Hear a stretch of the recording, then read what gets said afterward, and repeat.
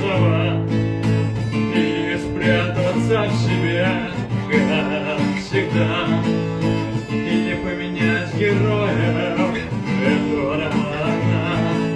Можно ли попробовать поменять себя, но ничего не выйдет, как всегда, только лет прошедшего